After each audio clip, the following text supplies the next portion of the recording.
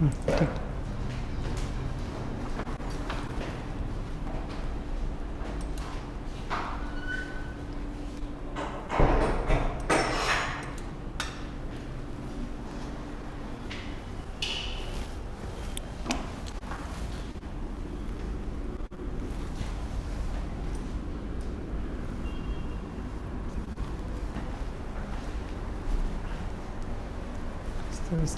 है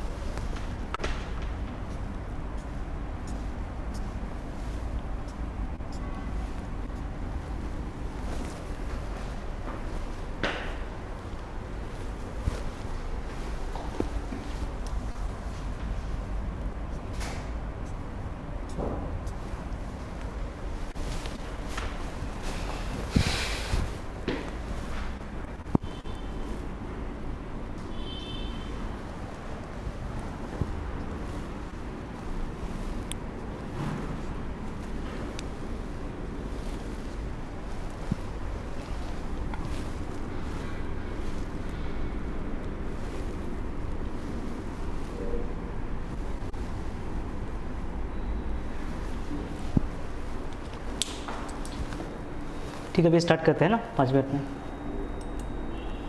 के लिए।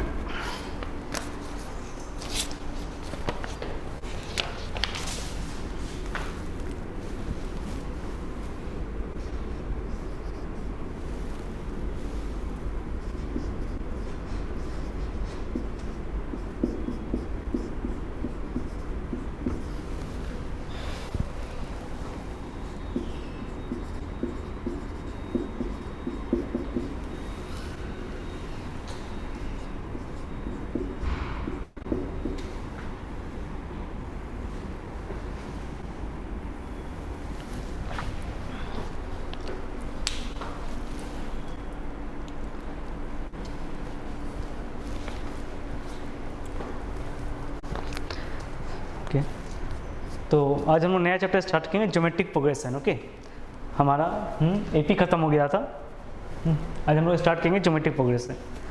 ओके, तो ज्योमेट्रिक प्रोग्रेशन है क्या, एक एग्जांपल से बताते हैं। Suppose I have taken number 3, then 12, then 48। Okay, then suppose I have taken 192। ठीक है, 192। ओके, सो इसमें देखो हो क्या रहा है। बेसिकली अगर आप ध्यान से देख रहे हो तो सपोज यहाँ पे हमने क्या किया, 3 के साथ 4 का मल्टीप्लाई किया। Okay, 3 × 4 that is 12। फिर हमने 12 के साथ मल्टीप्लाई किया, सो वी गेट 48। सिमिलरली हमने यहाँ पे 48 के साथ मल्टीप्लाई किया 4, तो क्या आ गया यहाँ पे 192। तो वहाँ पे हम लोग क्या करते थे, अरिथमेटिक प्रोग्रेशन में कुछ कांस्टेंट ऐड करते थे, है ना। ओके, यहाँ पे क्या करेंगे, हम लोग एक कांस्टेंट मल्टीप्लाई करेंगे।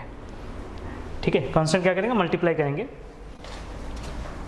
तो बेसिकली अगर आप ध्यान से देखो, so second term that is T2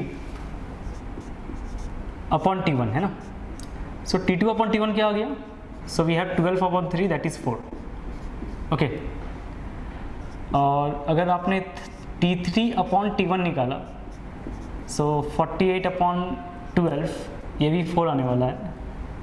similarly अगर आपने T4 T3 अपॉन T2 होगा, T4 upon T3 this is equals to 192 upon 48, इसकी वैल्यू भी 4 होगा, है ना। तो यहाँ से आपको ये पता चला अगर GP में है तो दैट इम्प्लाइज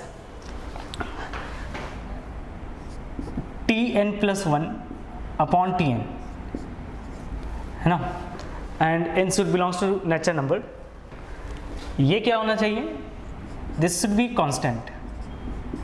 एपी में क्या था हमारा Tn+1 माइनस Tn, ये क्या होना चाहिए कांस्टेंट, लेकिन यहाँ पे क्या है Tn+1 अपॉन Tn, प्रोडक्ट कोई एक नंबर अपॉन उसका प्रीसीडिंग नंबर को अगर आपने डिवाइड किया तो अगर वो कांस्टेंट रहा आ गया तो फिर that sequence is called GP. और इस कांस्टेंट को हमने नाम दिया कॉमन रेशियो, क्या बोलेंगे कॉमन रेशियो, इसे हम डिनोट करेंगे स्मॉल आर से, बराबर। यहाँ पे हम क्या बता देंगे कॉमन रेशियो जो कि स्मॉल आर है, बराबर। तो ये हो गई जीपी की कहानी। तो जीपी की कहानी में क्या है कि Tn+1 अपॉन Tn कर रहे हो तो वो हमेशा क्या आना चाहिए कांस्टेंट आना चाहिए, अगर कांस्टेंट है तो जीपी में है, अदरवाइज वो जीपी में नहीं है, ओके, अदरवाइज वो जीपी में नहीं होगा, ठीक है। सपोज थोड़ा सा प्रॉब्लम ले लेते हैं इसमें, so that the sequence whose nth term denote किया जा रहा है Tn से इज इक्वल्स टू बता रहा है 3 multiplied by 2 raise to n, where n belongs to natural number, is in GP, ठीक है। फिर पूछ रहा है आपसे ऑल्सो फाइंड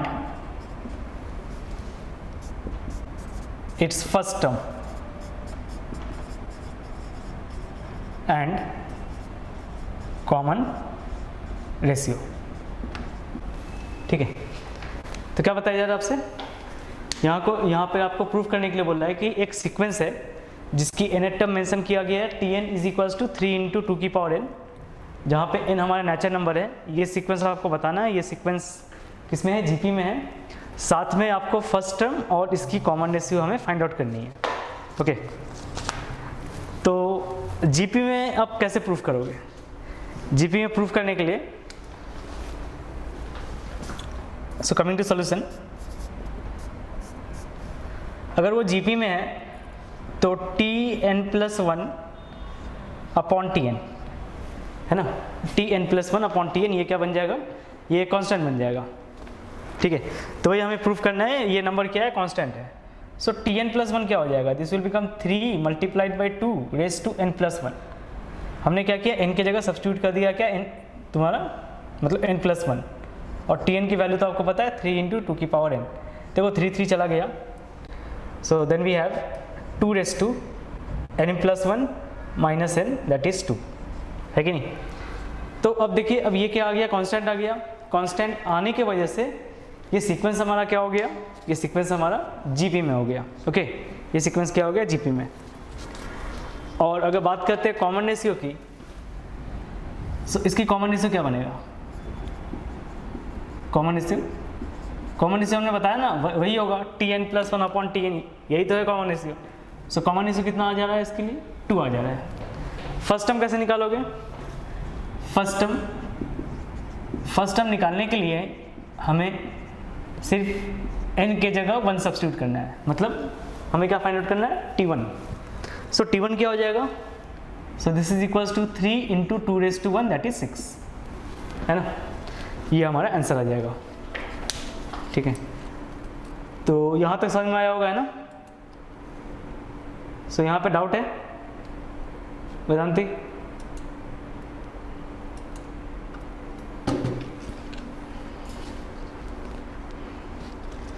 ओके, ठीक है। तो आगे देखिए, जैसे तुम्हारा एपी में क्या था, मतलब nth टर्म की फॉर्मूला थी हमारे पास, यहाँ भी देखो ज्योमेट्रिक प्रोग्रेशन में nth टर्म की फॉर्मूला होगी। सो फॉर्मूला क्या होगा, general term that is general term of an GP. So Tn Tn is equals to लिखते हैं formula a into r raise to n minus one, ठीक है। Tn is equals to means a multiplied by r raise to n minus one, where r is the common ratio and, तो इसमें बता दे रहे हैं यहाँ पे जो a है, a का मतलब क्या हो गया, this is a first term और r मीन्स कॉमन रेशियो और n क्या है, n हो गया तुम्हारा number of terms, number of terms, ठीक है। ये हो गया इसकी वैल्यू, बराबर। ओके, अब सपोज ये सीक्वेंस हो गया हमारा, है ना, सीक्वेंस सेम है। सीक्वेंस क्या है, 3, 12, 48, 192, है ना। इसकी हमें सपोज आपको निकालने के लिए हमने बोल दिया T10, मतलब find the 10 term of this series. So T10 के लिए फॉर्मूला क्या हो जाएगा, a का मतलब फर्स्ट टर्म यहाँ पे क्या है, 3 है। So we have 3 multiplied by common ratio is 4, r की वैल्यू 4 थी ना, यहाँ पे दिख रहा था ना, T2 upon T1, T3 upon T2 ऐसे करके, और यहाँ पे क्या आ जाएगा 10 माइनस 1 दैट इज 3 इंटू 4 की पावर 9। ये आंसर हो गया हमारा, ये आंसर हो गया। ये हमने क्या अभी पढ़ा, nth टर्म की सीक्वेंस। ओके, ये हमने क्या पढ़ा अभी, nth टर्म। तो यहाँ तक आप कॉपी कर ले।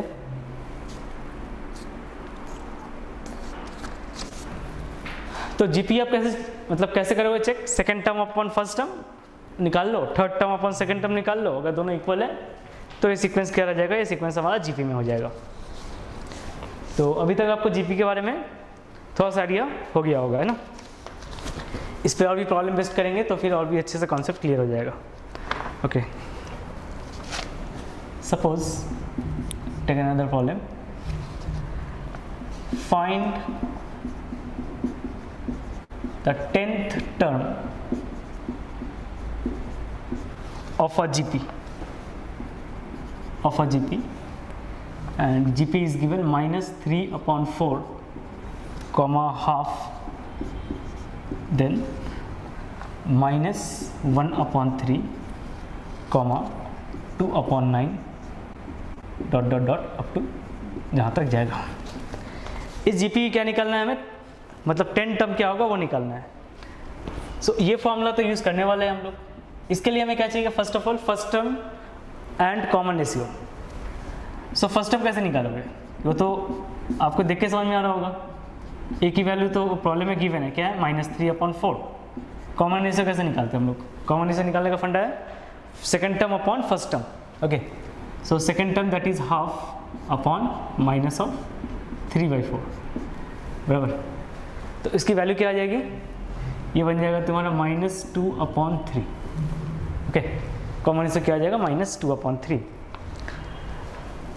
सो अभी अब अगर आप फाइंड आउट करेंगे T10, तो T10 की वैल्यू क्या होगा, a that is -3 upon 4 multiplied by, और r की वैल्यू क्या है, r की वैल्यू उसने दे दिया -2 अपॉन 3 रेस टू यहाँ पे आ गया 9, ये वैल्यू हो जाएगी। ठीक है, अब आगे से आप कैलकुलेट कर लेना, ये कितना आ जाएगा, ये बन जाएगा -3 अपॉन 4 मल्टीप्लाइड बाई, और क्योंकि माइनस की पावर ऑड है मतलब माइनस एक आने वाला है हमारे पास, सो माइनस, और इसे अगर पावर सेपरेट किया जाए तो 2 की पावर 9 अपॉन 3 की पावर 9, है ना।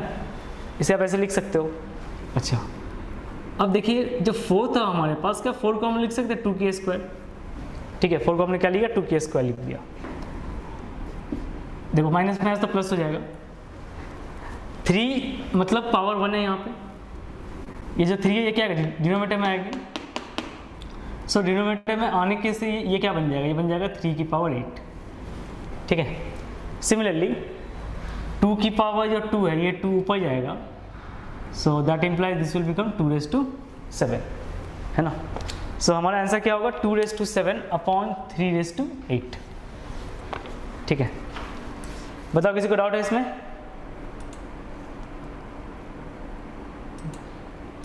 काफ़ी इंपॉर्टेंट टॉपिक है, हाँ काफ़ी इंपॉर्टेंट टॉपिक है, ऐसे इंपॉर्टेंट तो सब कुछ है। लेकिन ये काफ़ी इंपॉर्टेंट टॉपिक है ना, ज्योमेट्रिक प्रोग्रेशन।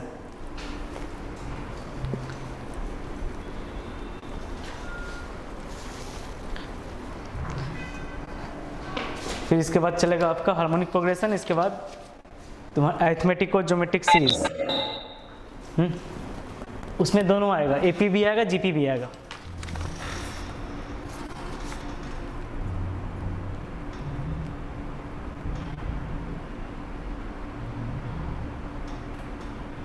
ओके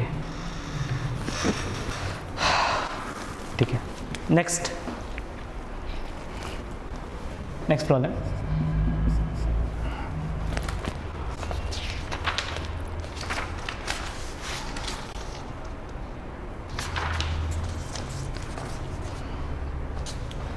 ये पूछ रहा है आपसे find the nth term of GP. अब यहाँ पे क्या बोला, nth टर्म निकालना है।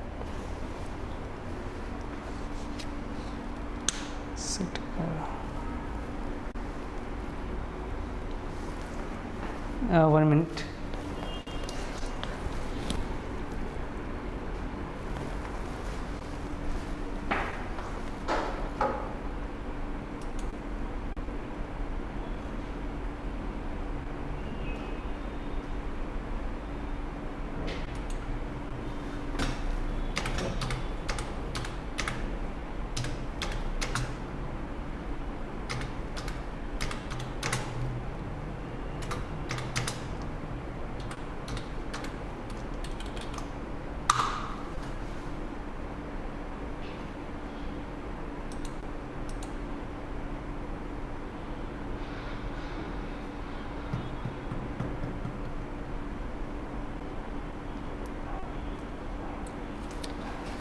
ठीक है, जब तक अभी से सॉल्व करो है ना, एक minute. Find the nth term of a GP and GP is given √3, 1/√3, then 1/3√3 dot dot dot जहाँ तक गया है। ठीक है,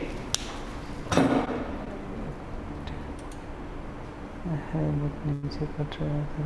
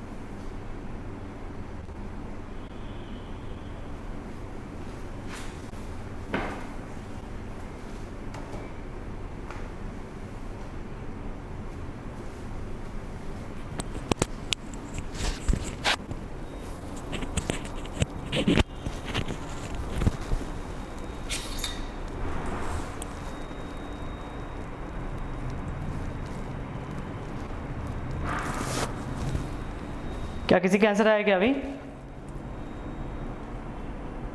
किसी का आंसर आया क्या?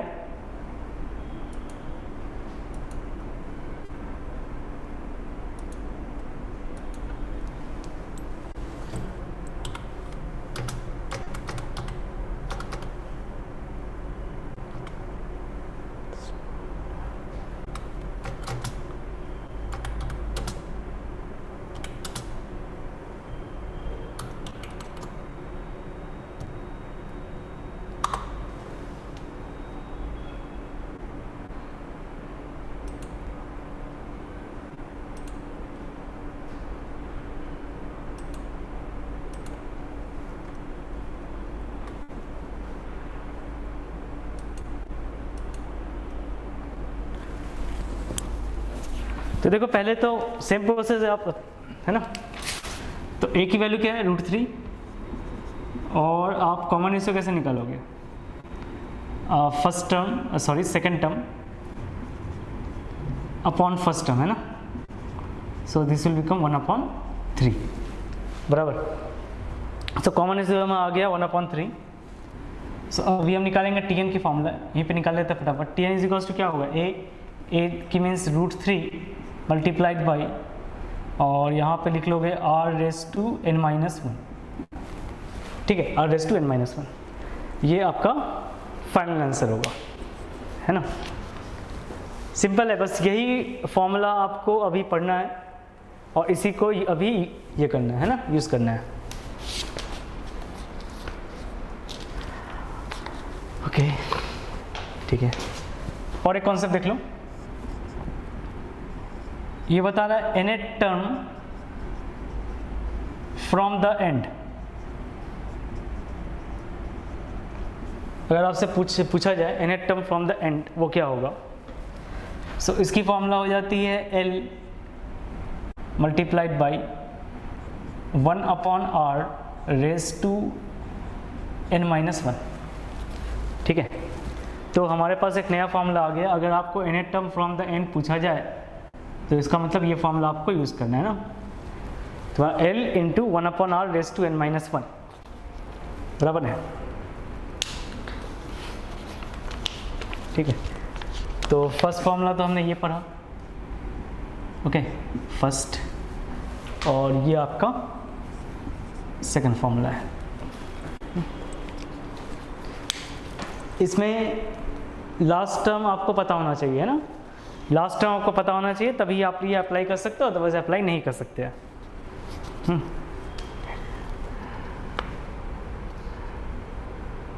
ठीक है, एक छोटा सा प्यारा सा प्रॉब्लम देख लो। पूछा जा रहा आपसे find the fourth term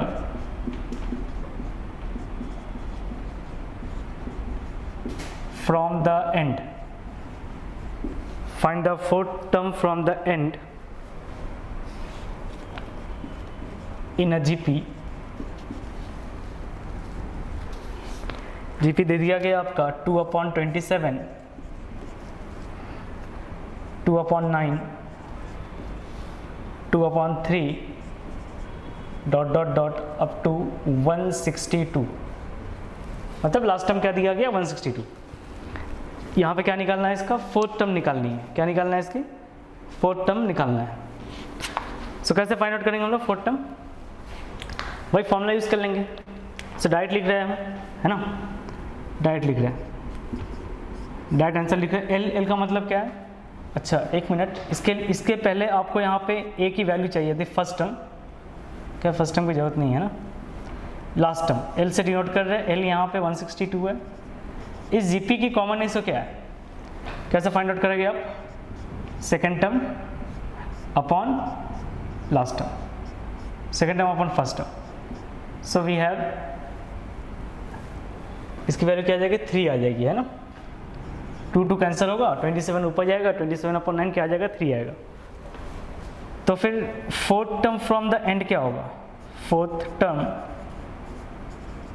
from the end वो क्या बनने वाला है, this is equals to last term multiplied है 1/r, मीन्स 1/3 बन जाएगा, raise to n-1, that is 4-1। Okay, so I have 162 multiplied by, अब देखिए 4-1 क्या बन जाएगा, 3, और 3 की पावर 3 क्या बन जाएगा, इसे हम लिख सकते हैं 27। सो मैं यहाँ पे लिखने जा रहा हूँ 27, ठीक है। अब देखो ये तुम्हारा 9 का टेबल में जाएगा,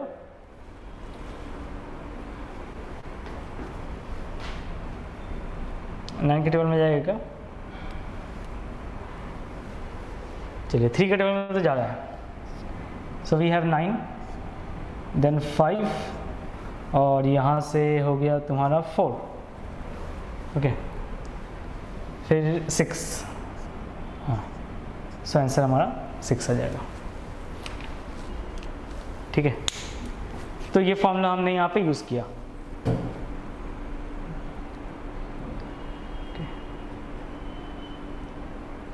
तो अब तक किसी को डाउट है, बताओ,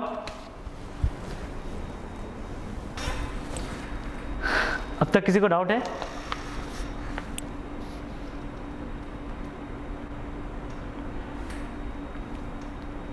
नो सर, ठीक है।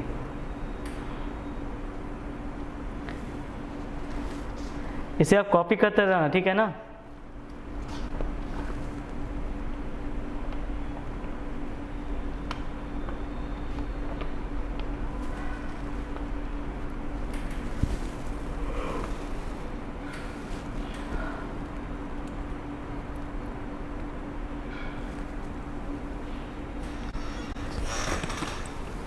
चलिए आगे बढ़ते हैं।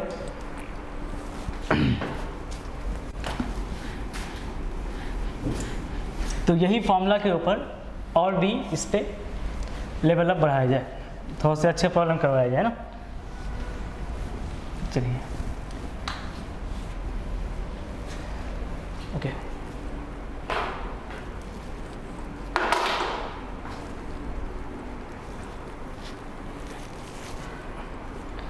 तो यहाँ पे आपसे पूछा जा रहा है, प्रॉब्लम कुछ ऐसा दिया हुआ है, which term of a GP दे दिया गया है 2 √2 4 is 128, ठीक है। GP की यहाँ पे कौन सा टर्म 128 है, GP की यहाँ पे कौन सी टर्म 128 है, ओके। तो यहाँ पे हमें यहाँ पे Tn पता है ना, अगर आप ध्यान से देखो Tn हमारे पास दिया गया है, Tn क्या है 128, फर्स्ट टर्म भी पता है, कॉमन रेशियो भी पता है, कॉमन रेशियो आप लोग सेकंड टर्म अपन फर्स्ट टर्म से निकाल लोगे। मतलब जो Tn की फॉर्मूला है वहाँ पे हमें n की वैल्यू फाइंड आउट करनी है ना, Tn की जो फॉर्मूला है वहाँ पे हमें n की वैल्यू फाइंड आउट करनी है। तो यहाँ पे देखिए Tn तो पता है हमें, Tn क्या है 128 और a की वैल्यू तो 2 है, यहाँ पे r की वैल्यू क्या हो गया second term upon first term, that is nothing but √2। अब ये पता है Tn की वैल्यू क्या होती है a r⁻n−1, so we know the value of Tn that is 128, a की वैल्यू यहाँ पे 2 है, r की वैल्यू क्या √2 पावर में n-1 ऐसा कुछ है, और यहाँ से आपको n की वैल्यू फाइंड आउट करनी है। अच्छा, पहला बात, अगर आपने 2 से डिवाइड किया इसे कितना आ जाएगा, मतलब इसे हम ऐसे लिख सकते हैं √2 की power n-1 is equals to 64, है ना। अच्छा, 64 को आप लोग क्या लिख सकते हो 2�6, बराबर है 2�6 लिख लिया। तो अब इसे क्या आप ऐसे लिख सकते हो √2 की पावर 12, बिकॉज √2 की पावर 12 का मतलब क्या होगा 2 की पावर 6 बन जाएगा, है ना। तो अब अगर आपने कंपेयर किया इन दो टर्म को √2, चलो और एक स्टेप लिख लेते हैं ना तुम लोग के लिए, √2n-1 is equals to √2⁻12। Base हमारा सेम है तो एक्सपोनेंट आप कंपेयर कर सकते हो, so we have n-1 is equals to 12, that is n की वैल्यू यहाँ पे आ गई 13, है ना। n की वैल्यू क्या आ गई 13 आ गया, मतलब एक्सपोनेंट हमने यहाँ पे कंपेयर किया और कुछ नहीं, एक्सपोनेंट कंपेयर किया तो हमारा आंसर आ गया, ठीक है। तो इसे आप कॉपी करें,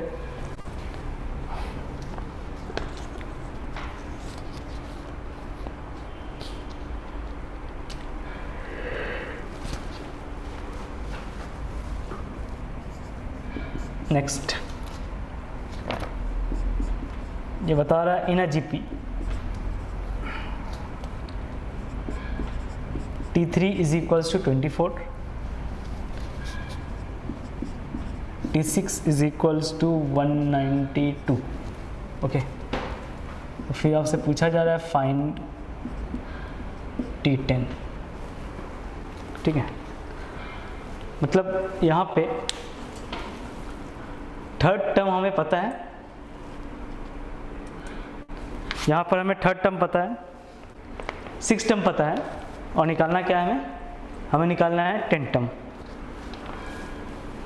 ओके।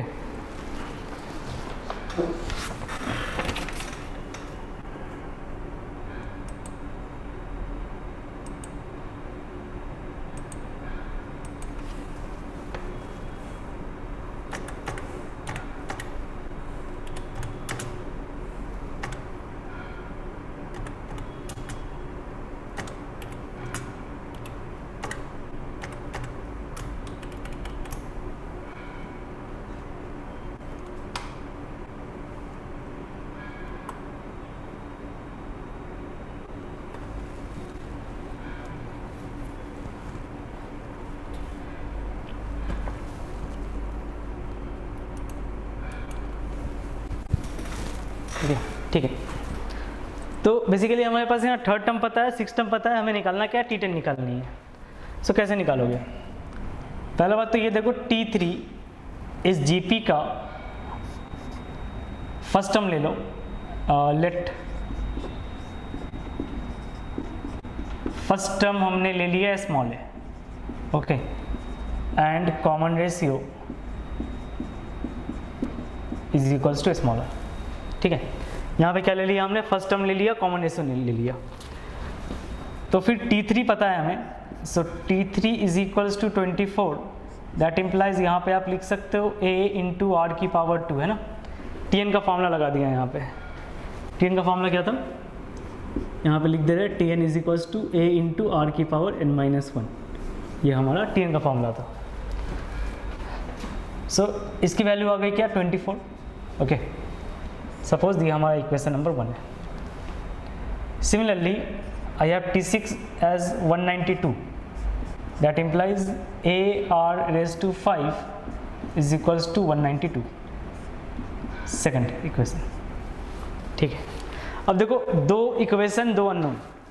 अच्छा, निकालना क्या था हमें क्या निकालनी है, हमें निकालनी है T10। T10 का मतलब क्या होगा, a इंटू आर की पावर 9, मतलब यहाँ पे हमें a का वैल्यू भी चाहिए और r की वैल्यू भी चाहिए, है ना। a की वैल्यू भी चाहिए और r की वैल्यू भी चाहिए। तो कैसे निकालोगे आप, दो इक्वेशन दो अननोन, है ना, दो इक्वेशन दो अननोन।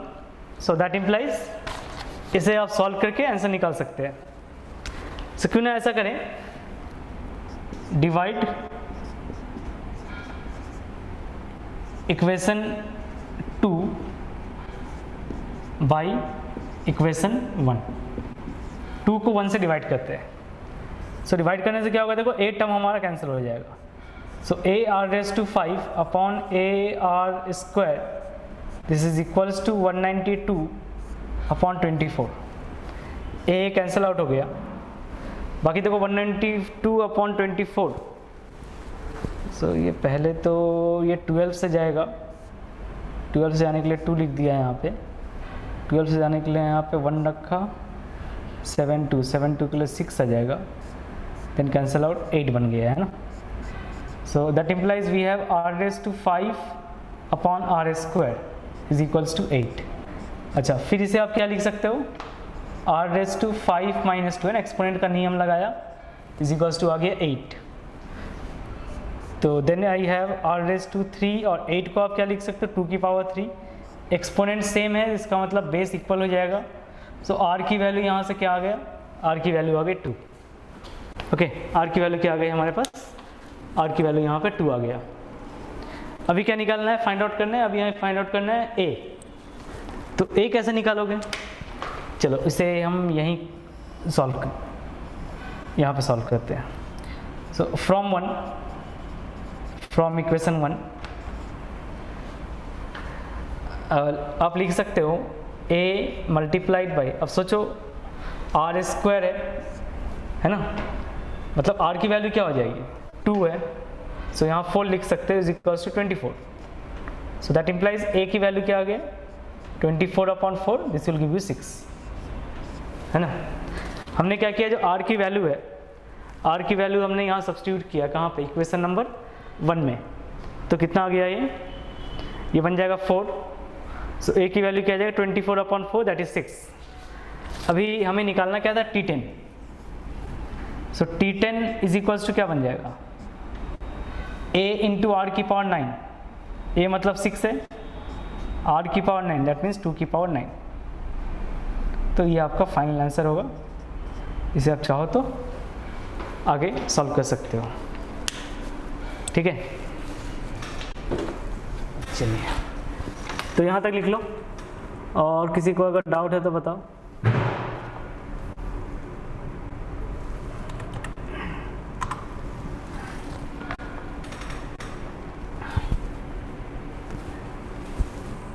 किसी को डाउट है तो बताओ।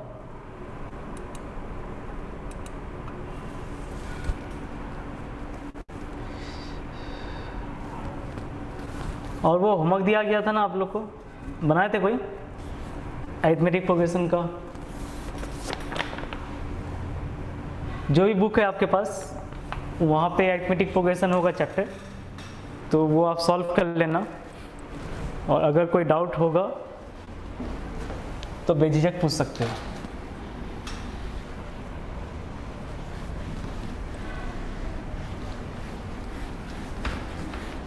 क्योंकि ये सब्जेक्ट मैथमेटिक्स है, हिस्ट्री नहीं है कि ना एक बार पढ़ लिए तो हो गया।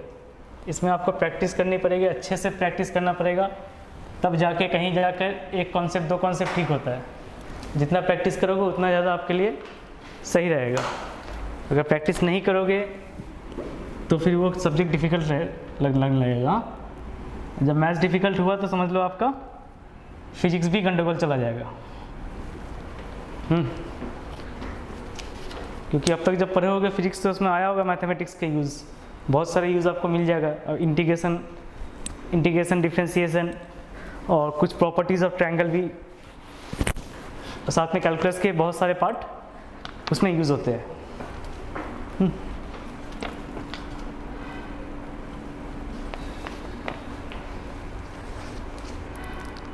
और ये आपको पढ़ाया जा रहा है अलजेब्रा पार्ट है ना।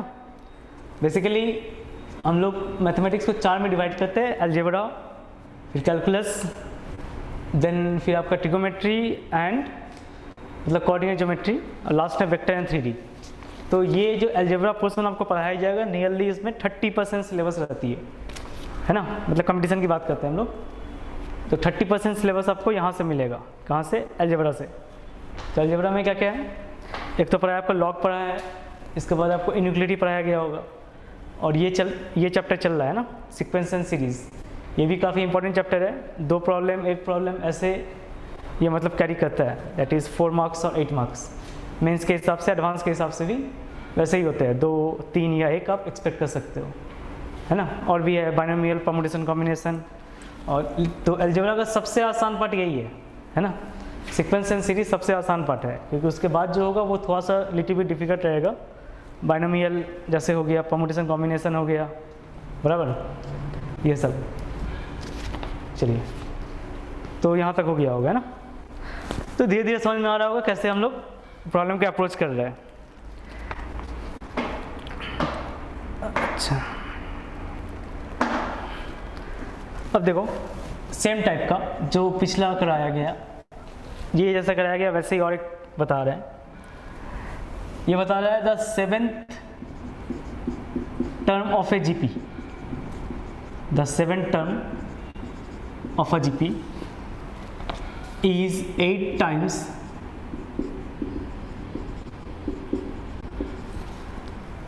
the 4th term।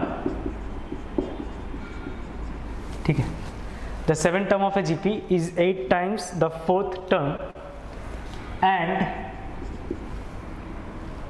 T5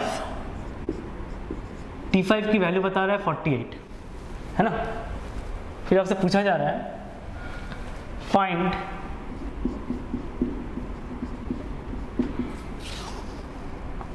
find the GP.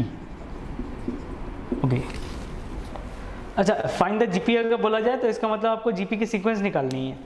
Sequence मतलब अगर हमें फर्स्ट टर्म पता चल जाए और कॉमन रेशियो पता चल जाए तो आप जीपी अपने आप बना लोगे, है ना। ठीक है ना। देखो, तो सॉल्यूशन में फोकस करते हैं हम लोग। मार्कर या और कोई मार्कर नहीं है।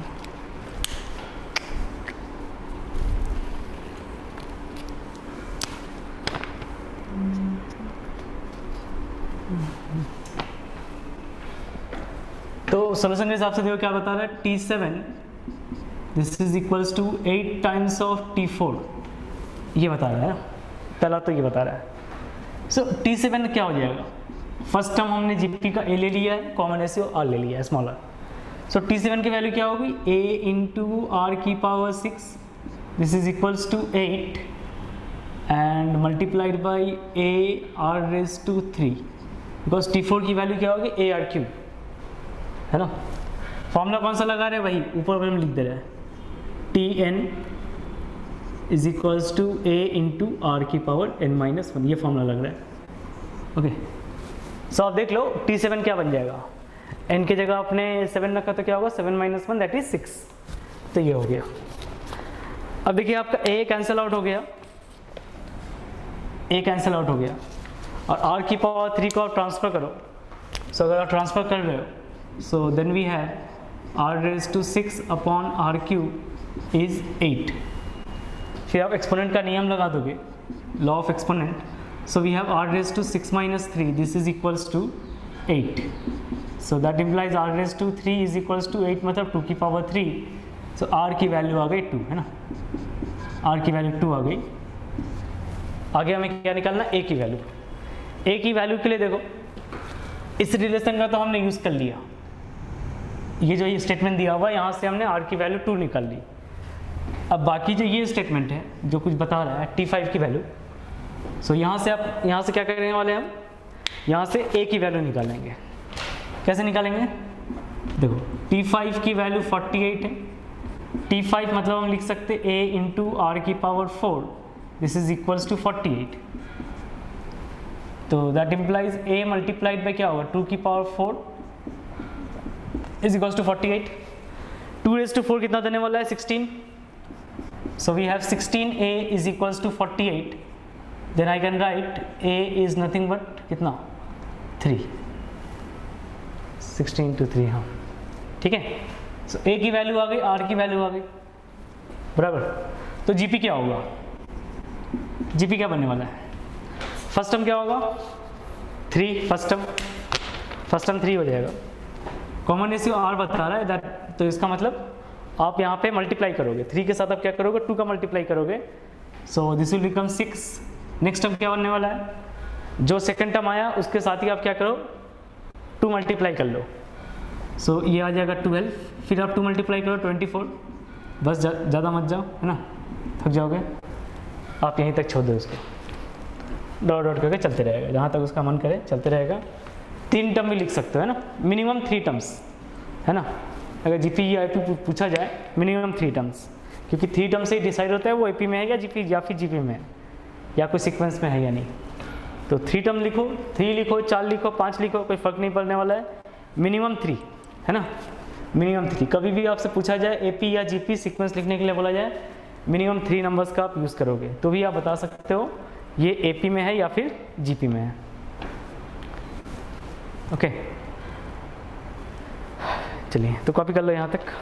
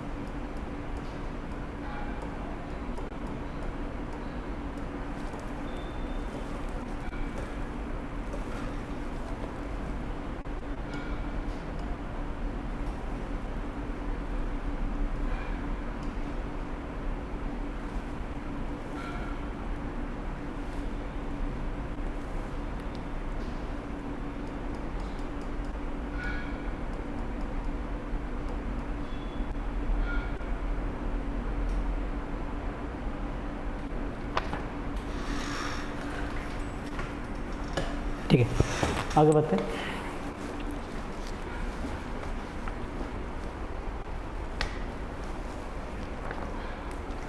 क्या बताया जा रहा है, नेक्स्ट प्रॉब्लम यहाँ बताया जा रहा है, if the first and the nth term of a GP, if the first and nth term of a GP are A and B respectively, मतलब फर्स्ट टर्म क्या है, स्मॉल है, और इसकी जो nth टर्म है वो बता रहा है B।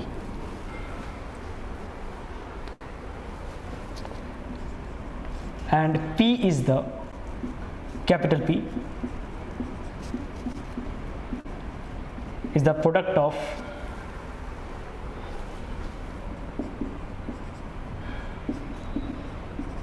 first n terms, जो पहला n terms होगा उसका प्रोडक्ट है। तो फिर आपको प्रूफ करना है, प्रूफ दैट, दिख रहा होगा, p square is equals to a b raise to n. P square is equals to a b raise to n. हाँ, पावर में एन है, ठीक है, इसे फिर से देख लो, वो नहीं दिख रहा होगा। P square is equals to a b raise to n, है ना।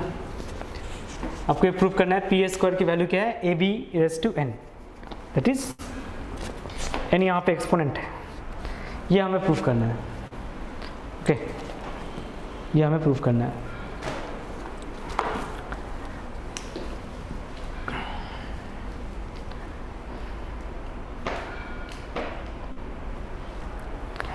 तो देख लो, कॉमन रेशियो आर ले लेते हैं, ठीक है। कॉमन रेशियो आर लेने से b की वैल्यू क्या होगा, b हम लिख सकते हैं b is equals to a into r की पावर n माइनस वन। ये तो रिलेशन आ गया b a and common ratio, that is r के टर्म में, बराबर। अच्छा, अगर हम AP की बात करते हैं ना, AP की, तो AP है कैसा देखने में, कुछ ऐसा है, a है a r square a r cube dot dot dot up to a r raise to n minus one, है ना। ऐसा जीपी बनेगा। इसमें टर्म्स कितने हैं, इसमें याद रखना आप एन टर्म्स है।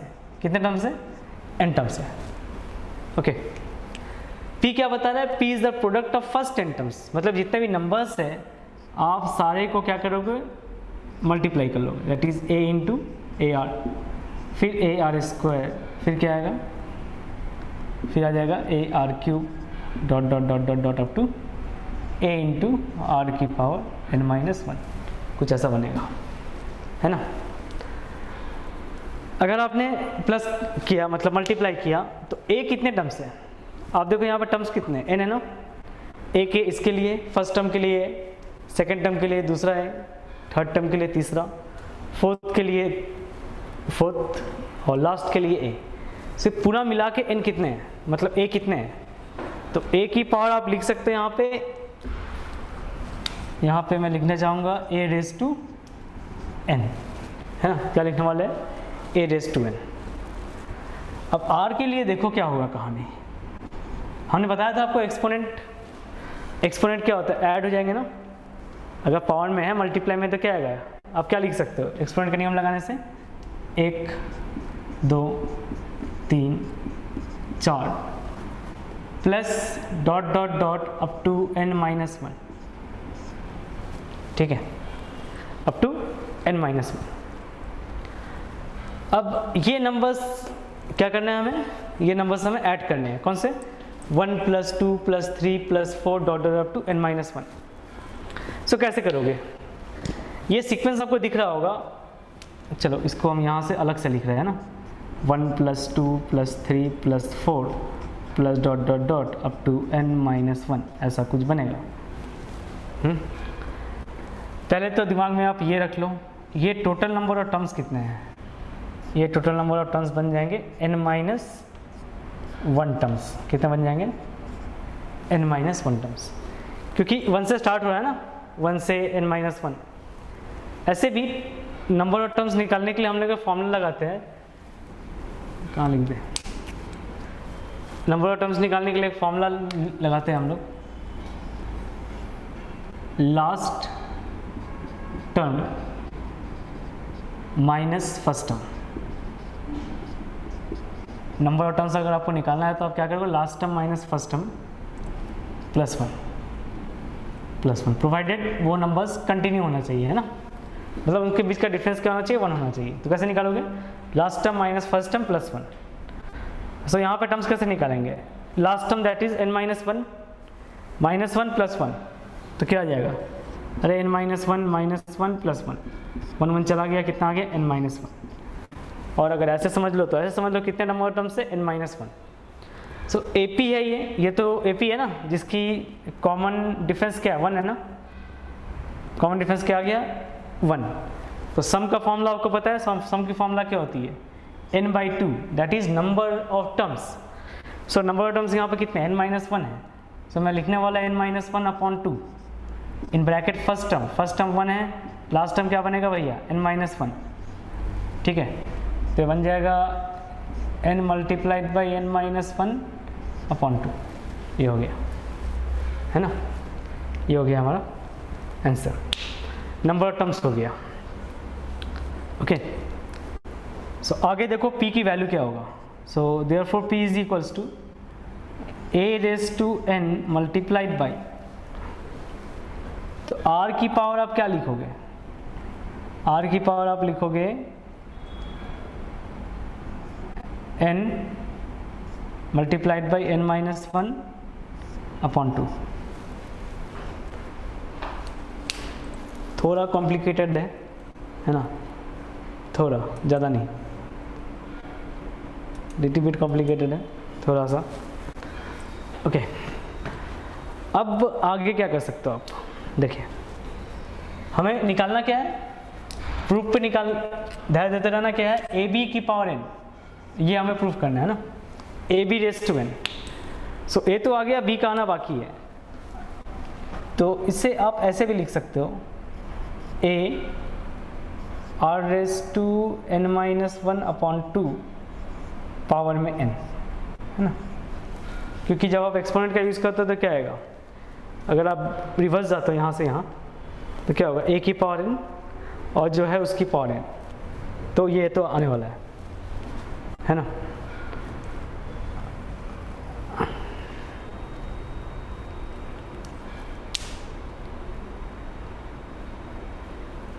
अच्छा p हो गया ना। ओके आगे का आगे बना रहे हैं, ठीक है, शायद यहाँ पे हो जाएगा। अच्छा आगे देखो, हमें प्रूफ क्या करना था, पी स्क्वायर लाना था ना। सो पी स्क्वायर लाने से क्या होगा, ए के स्क्वायर यहाँ आ जाएगा, ए के स्क्वायर यहाँ पे आ जाएगा। सो इसे हम ऐसे भी लिख सकते a square multiplied by r raise to n minus one upon two, फिर यहाँ पे होल स्क्वायर, मतलब पावर का स्क्वायर सबको दे दिया। आपको एक्सपोनेंट का नियम पता है, तो ये टू चला जाएगा, है ना, ये टू और ये टू चला गया, तो r की पावर क्या आ गया यहाँ पे, n माइनस वन। आगे देखिए नेक्स्ट पी स्क्वायर क्या बनने वाला है, ए स्क्वायर को आप लोग क्या लिख सकते हो, ऐसे लिख सकते हो ना, एक a रख लिया, दूसरा लिख लिया a r raise to n minus one raise to, है ना साथ में।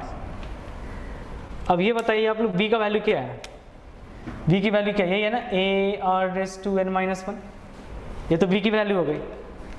सो दैट इम्प्लाइज अभी आप क्या लिख सकते हो आंसर में, a और उसके जगह क्या लिख सकते हो, b पावर n, ये हमारा फाइनल आंसर आ गया। अब ये मत बोलना सर यहाँ ब्रैकेट चेंज है ना, थर्ड ब्रैकेट है यहाँ फर्स्ट ब्रैकेट है, वो मीनिंग सेम है। चलो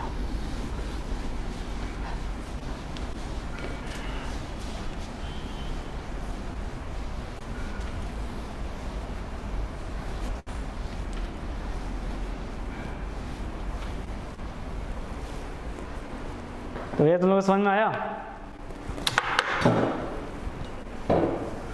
समझ में आया क्या आप लोग का?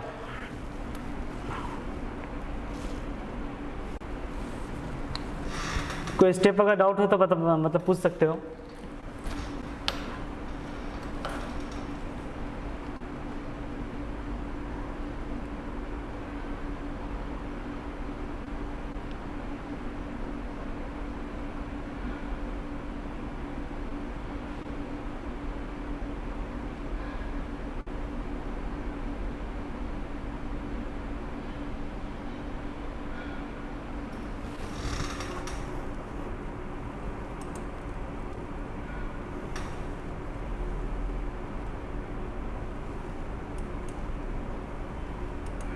ठीक,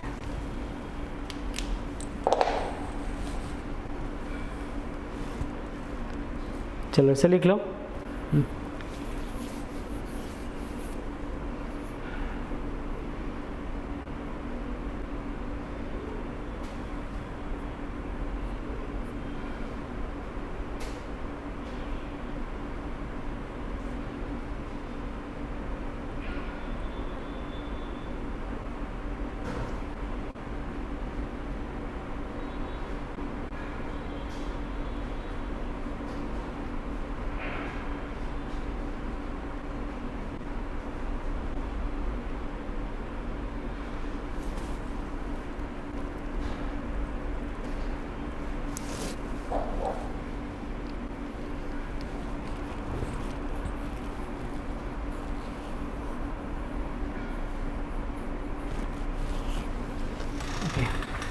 तो अब तक आप लोग का यहाँ तक कॉपी हो गया होगा, है ना।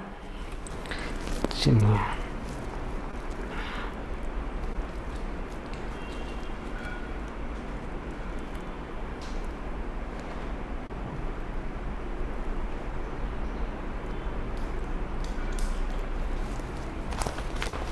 Okay, next problem.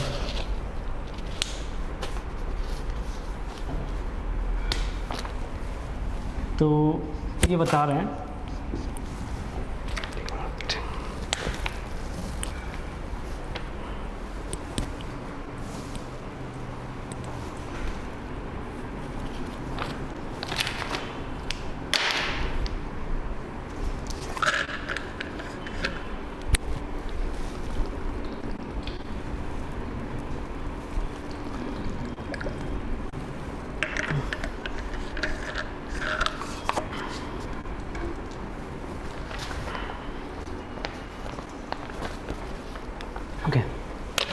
Next problem.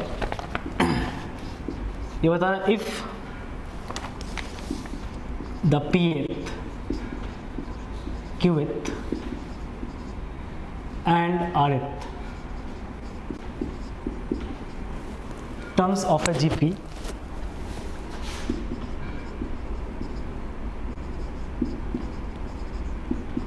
are A, B and C respectively.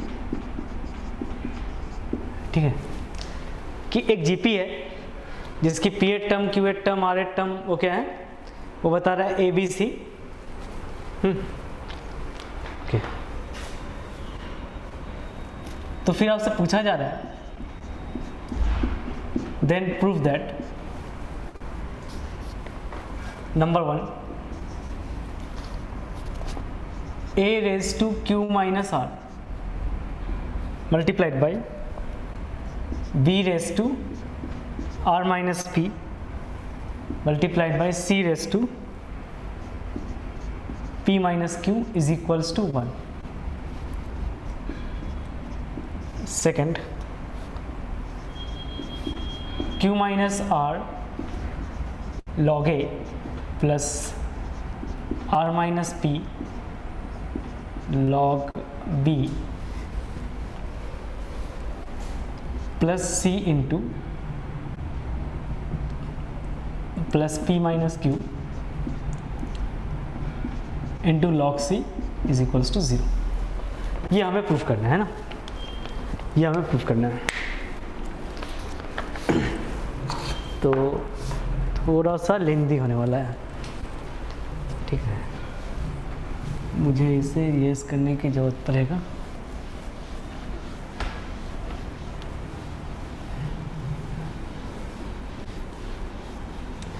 तो पहले हम लोग फर्स्ट पार्ट करेंगे, फिर देखेंगे सेकंड पार्ट का क्या है आ रहा है ना। फर्स्ट पार्ट कर लेते हैं, उसके बाद सेकंड पार्ट हम लोग फोकस करेंगे उस पर। चलिए,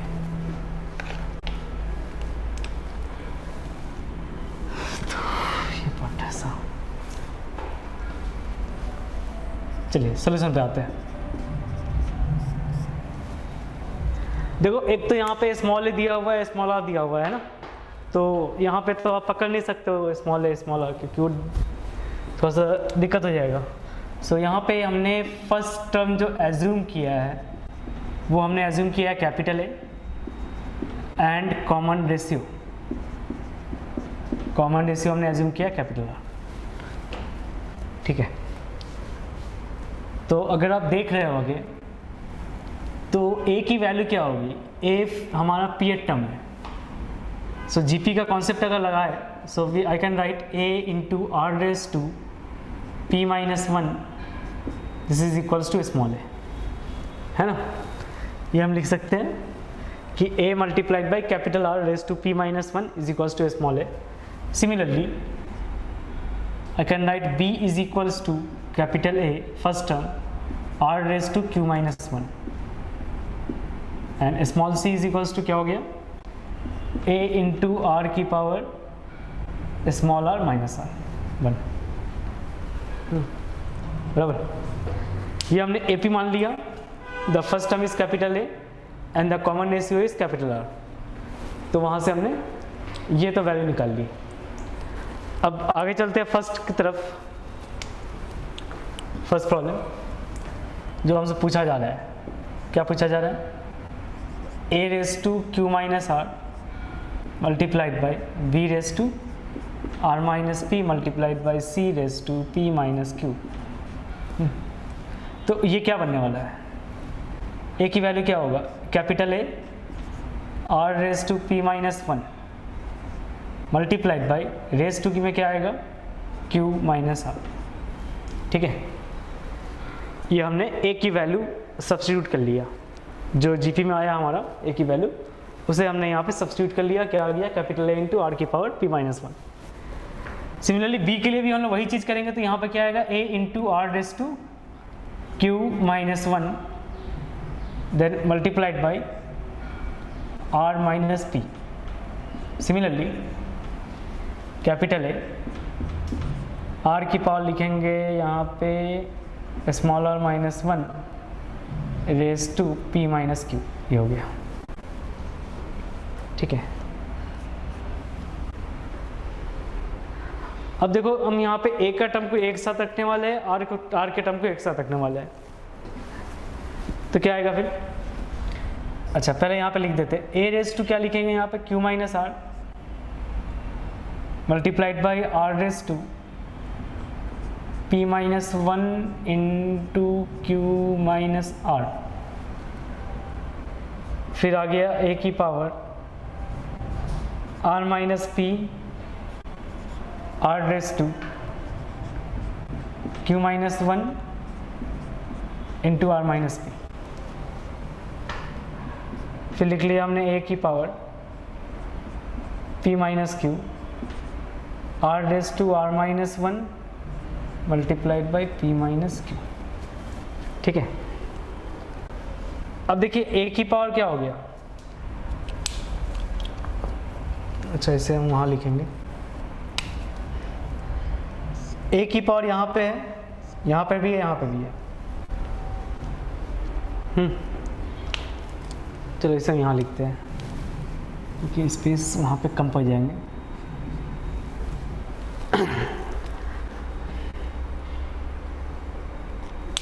तो यहाँ पे देखो एक स्टेप यहाँ लिख देते हैं ना।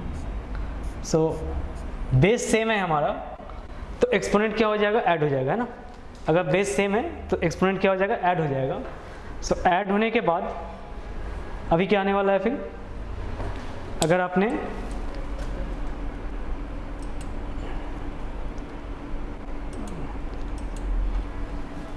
बेस सेम रखा हमने a और एक्सपोनेंट ऐड किया तो क्या आ जाएगा?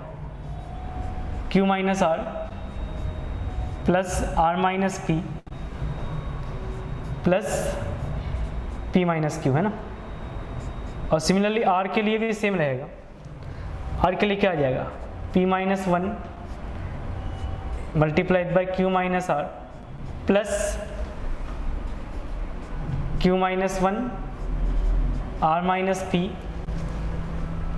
Plus r minus 1 multiplied by p minus q। Okay, ठीक है। तो बताओ यहाँ तक आपको डाउट है? ये भी किसी आईआईटी का प्रॉब्लम है ना, किसी साल का आईआईटी का प्रॉब्लम है ये। जब सब्जेक्टिव हुआ करते थे ना आईआईटी, तब का ये।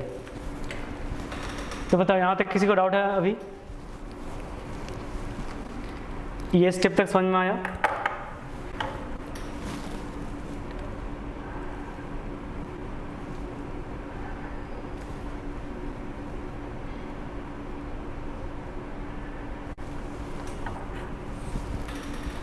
ठीक है,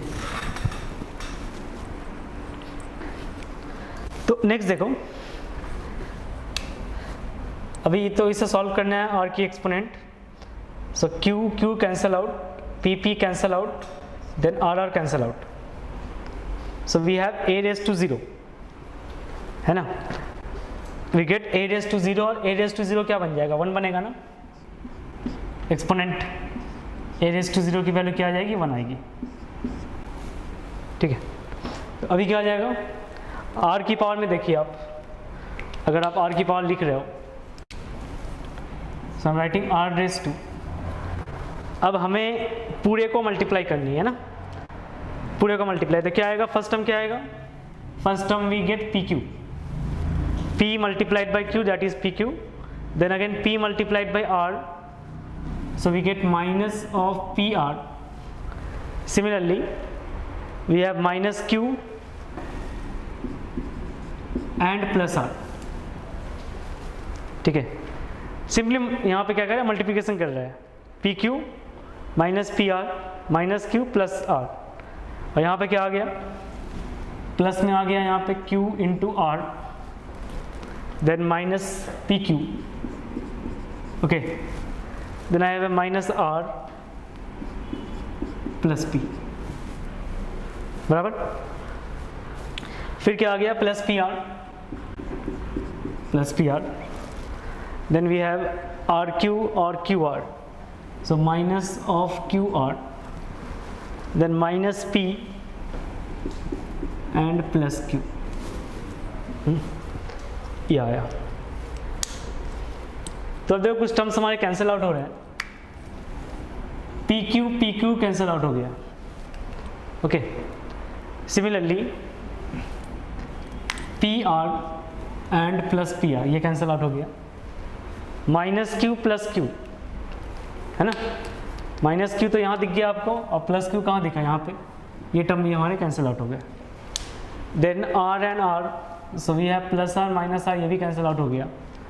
क्यू आर की बात करें, so Q R and minus Q R get cancel out, then we have minus P plus P, ये भी कैंसिल आउट हो गया।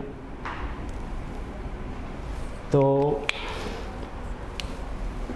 कितना आ गया आपके पास, R raise to 0, so R raise to 0, this will give you 1, तो ये हमारा प्रूव्ड हो गया।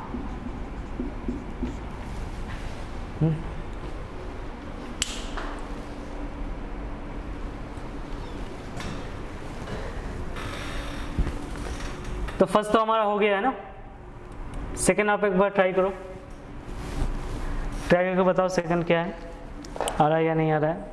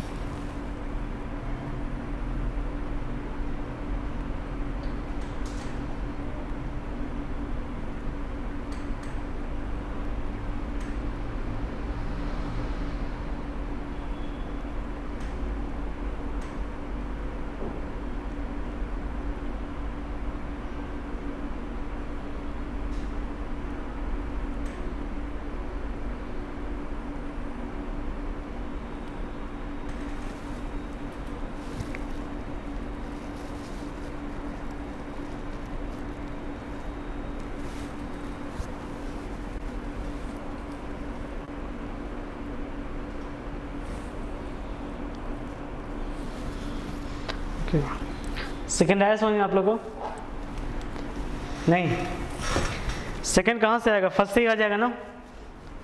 देखो सेकंड, हमें क्या पता है, फर्स्ट हमें ये पता चला फर्स्ट रिलेशन से, a raise to q minus r multiplied by b raise to r minus p multiplied by c raise to p minus q, this is equals to 1, है ना। अगर सपोज हमने लॉग ले लिया, so taking log on both side, first relation से हमने क्या किया, लॉग ले लिया, ओके। अगर आपने लॉग लिया तो फिर क्या होगा, then I can write log of ये पूरा term a raise to q minus r, b raise to r minus p, c raise to p minus q is equals to log of 1, ठीक है। आपने लॉग पढ़ रखा है, अगर आपने लॉग पढ़ा होगा तो यहाँ पे देखो, जब हमने पढ़ाया था तो क्या बताया था, अगर मल्टीप्लाई है तो क्या हो जाती है, प्लस बन जाती है। तो इसे आप ऐसे लिख सकते हैं, implies that then I can write log a raised to q minus r then plus of log b raised to r minus p then plus log of c raised to p minus q and this is equals to log 1 की value क्या होती थी, 0 बनता था हमारा log 1, सो log 1 की value 0 आ गई। आगे अगर हम बात करते हैं तो क्या होगा, ये एक्सपोनेंट सामने आता है, so we have q minus R into log A plus r minus P into log B plus p minus Q into log C, इसकी वैल्यू 0 आ गई, है ना। तो फर्स्ट हमें पता था, फर्स्ट से ही हमने सेकंड का प्रूफ कर लिया, ठीक है, फर्स्ट से ही हमने सेकंड का प्रूफ कर लिया, ओके ठीक है, यहाँ तक लिख लो।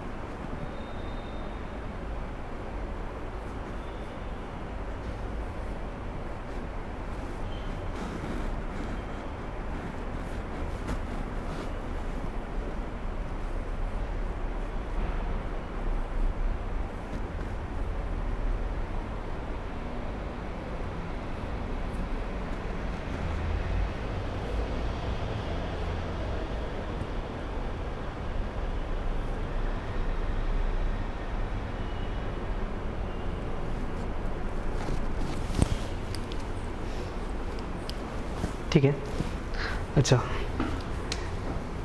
आपने ये पढ़ रखा होगा कॉम्पोनेंडो डिविडेंडो, कॉम्पोनेंडो डिविडेंडो, ठीक है।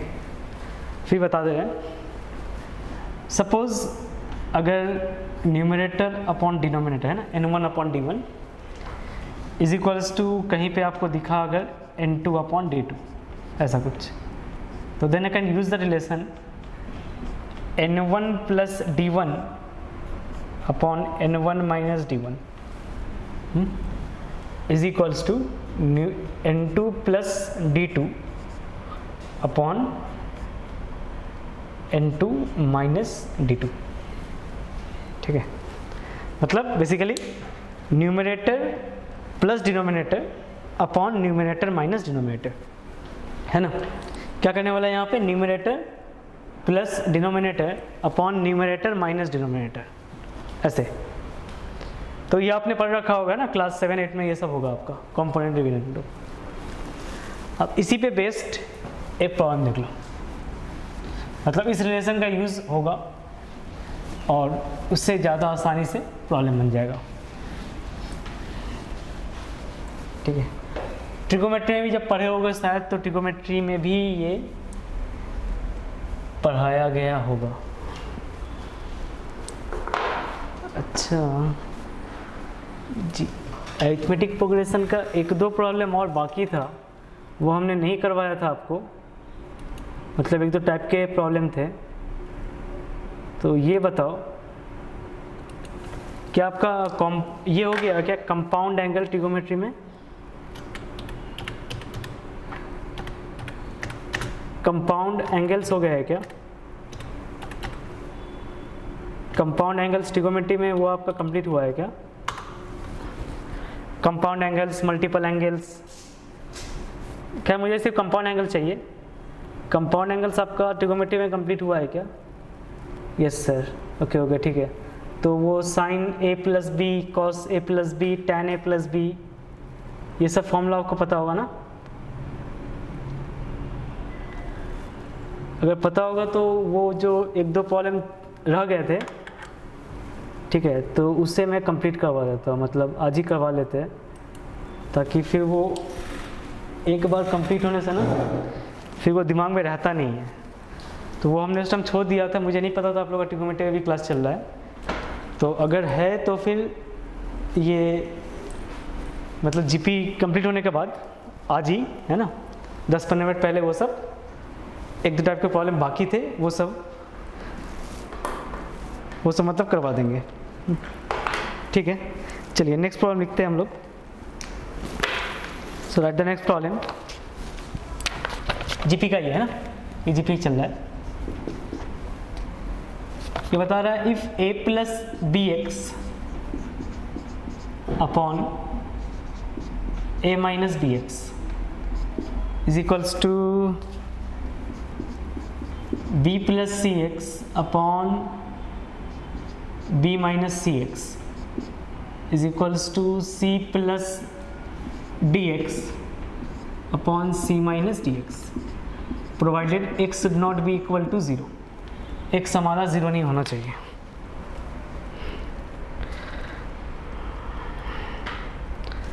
Then prove that A, B, C, D are in GP, ठीक है। ये हमें प्रूव करना है। अगर कहीं पे ऐसा रिलेशन है तो हमें प्रूव करना है a B C d are in relation, are in GP. अच्छा, उसके पहले और एक कॉन्सेप्ट देख लो। अगर कहीं पे आपको ये प्रूव करने के लिए बोला जाए a B c are in GP, ठीक है, अगर ये जीपी में है तो जीपी की कंडीशन क्या थी? उसकी कॉमन रेशियो सेम होगा, that is second term upon first term, second term upon first term is equals to third term upon second term. अगर आपने ये प्रूफ कर दिया तो ये सफिशिएंट कंडीशन है दिखाने के लिए कि एबीसी क्या है, जीपी में है, बराबर। अगर आपके पास 4 टर्म्स आ गए, that is a B C d, अगर ये 4 टर्म जीपी में है तो इसका मतलब तो ये होगा बी अपॉन ए की जो वैल्यू होगी वो सी अपॉन बी होगी और इसकी वैल्यू डी अपॉन सी होगी, है ना।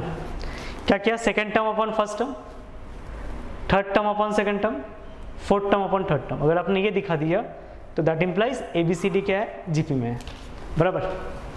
तो हमें इसमें प्रूफ क्या करना है? अगर A B C D proof करना है तो हमें ये बताना है B upon A is equals to C upon B is equals to D upon C, है ना। तो सॉल्व कैसे करेंगे? देखो सॉल्यूशन, पहला रिलेशन लेते हैं हम लोग a plus B x upon a minus B x is equals to b plus c x upon b minus C x.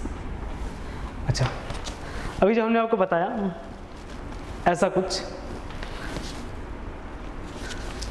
तो आप देखो एक चीज़, ये जो प्रॉब्लम लिखा हुआ है, मतलब जो गिवन एक्सप्रेशन है वो इस फॉर्म में है। जो गिवन एक्सप्रेशन है वो किस फॉर्म में? इस फॉर्म में है ना, numerator plus denominator upon numerator minus denominator. यहाँ भी सेम है, numerator plus denominator upon numerator minus denominator. तो आप यहाँ से डायरेक्ट लिख सकते हो। क्या लिख सकते हो?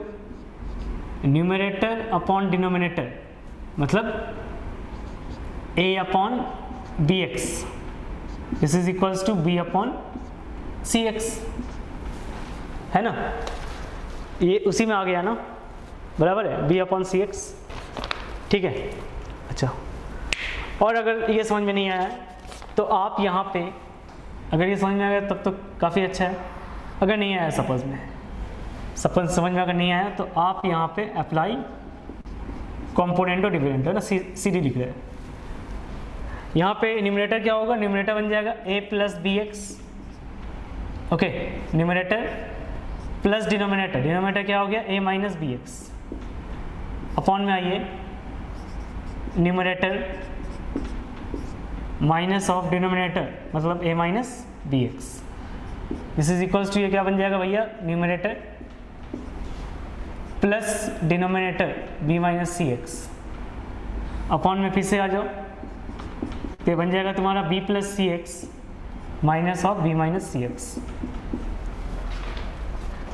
है ना। अभी हम यहाँ से वहाँ जा रहे हैं, मतलब इससे न्यूमरेटर अपॉन डिनोमिनेटर से इस फॉर्म में जा रहे हैं। पहले हमने डायरेक्ट लिखा, डायरेक्ट देखो एक लाइन में आंसर आया, इसमें देखो थोड़ा सा टाइम लगेगा। So we have a plus B x plus a minus B x divisible by a plus B x minus a plus B x, so this is equal to b plus cx plus b minus cx upon b plus cx minus b plus of cx। कुछ term हमारे cancel out हो रहे हैं, that is bx चला गया, a चला गया, cx cancel out हो गया, सिमिलरली b माइनस b ये भी कैंसल आउट हो गया। Then we have a plus a, that is 2a upon 2bx is equals to, next we have 2b upon 2cx, so 2 get cancel out, then we get the expression a upon bx is equals to b upon cx। वही हमारा भी आया था, है ना, वहाँ भी आया था। अच्छा, एक्स एक्स आप कैंसिल आउट कर सकते हैं, then I have the terms like this,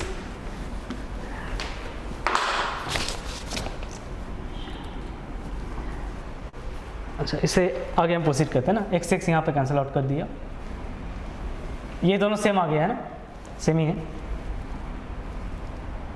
तो इसे आप ऐसे भी लिख सकते हैं, इसे आप क्या लिख सकते हैं फिर, then I can write b upon a is equals to c upon b, है ना, लिख दिया ना भैया, इंटरचेंज कर लिया न्यूमरेटर को, b upon a is equals to c upon b, this is your equation number 1, ठीक है। आगे अगर आप ये लिख रहे हो b plus c x upon b minus C x is equals to c plus d x upon c minus d x, तो हम इसे डायरेक्ट लिखना चाहेंगे b upon c x this is equals to c upon d x, है ना, direct. तो यहाँ भी आपका देखो एक्स एक्स कैंसिल आउट हो जाएगा, कैंसिल आउट होने के बाद आप लिख सकते हो यहाँ पे c upon b is equals to d upon c, है ना, c upon b is equals to d upon c, this is your equation number 2, बराबर। So from 1 and 2, from 1 and 2 1 और 2 से आप क्या पता कर सकते हो, आप ये लिख सकते हो कि b upon a is equals to c upon b is equals to d upon c, तो that implies a b c d are in GP, है ना।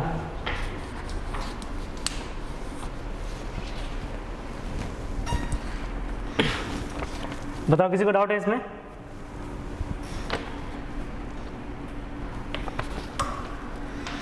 बताइए किसी को डाउट है इसमें।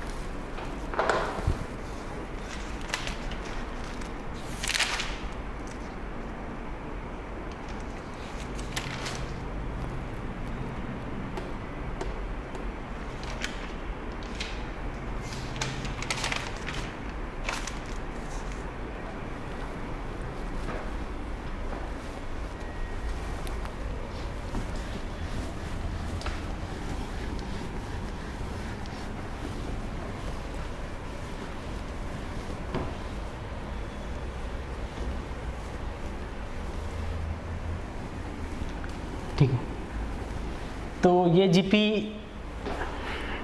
अभी हम लोग इसको यहीं तक रखते हैं, है ना, यहाँ तक इसको रखते हैं। आगे जो एपी के जो बच गए थे ना, एपी के जो 1-2 प्रॉब्लम बच गए थे, वो ट्रिगोनोमेट्री के साथ जो रिलेशन होते थे उसे अभी सॉल्व कर रहे हैं, है ना, उसे बता रहे हैं अभी। तो देखो प्रॉब्लम क्या है, ये बता रहा है if A1 A2 A3 dot dot dot to A are in AP with common difference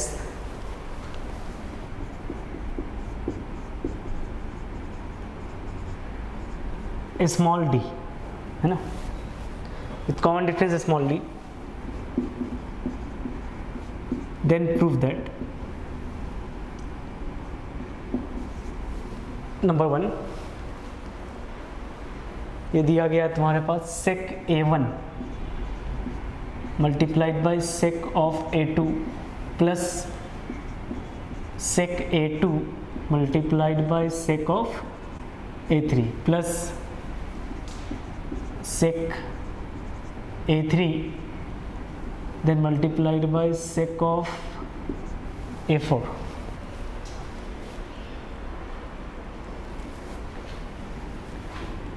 plus dot dot dot dot dot up to ये बता रहा है sec of an minus 1 sec of an, this is equal to, ये हमें proof करना है tan an minus tan a1 upon sin d, ये proof करना है, ठीक है। सिमिलरली सेकंड प्रॉब्लम है, वो कोसेक के टर्म में है, ये बता रहा है sin d multiplied by is given cosec a1 cosec a1 cosec a2 plus cosec a2 cosec a3 plus और एक टर्म लिख लिया जाए cosec a3 cosec a4 plus dot dot dot up to last term बताया है cosec an minus 1 into cosec an, this is equals to, ये बताना चाह रहे हैं, यह प्रूफ करना है cot a1 cot of a1 minus cot of n,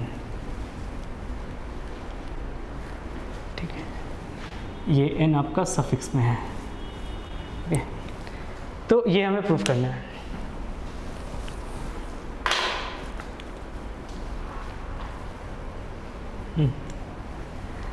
तो अगर ये AP में है तो सॉल्यूशन देख लो, अगर ये AP में है तो आप तो ये बता सकते हो A2 minus A1 is equals to A3 minus A2 is equals to, चलिए लिख देते हैं A4 minus A3 is equals to, क्या लिखोगे, dot dot dot up to last term हमारा क्या होगा,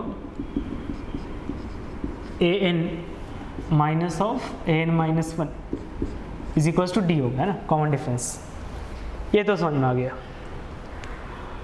अब ट्रिगोनोमेट्रिक फंक्शन यहाँ पे देखो बेसिकली, तो पहला हम लोग फर्स्ट प्रॉब्लम स्टार्ट करेंगे, ये तो सबके लिए वैलिड है, तो पहला हमने फर्स्ट प्रॉब्लम किया। चलो एक लेते हैं हम लोग first term sec a1 sec a2, ये दोनों हमने लिया, that is first part, first term जो है ये हमने लिया है ना, फिर सेकंड टर्म, फिर थर्ड टर्म, ऐसे हम लोग देखेंगे।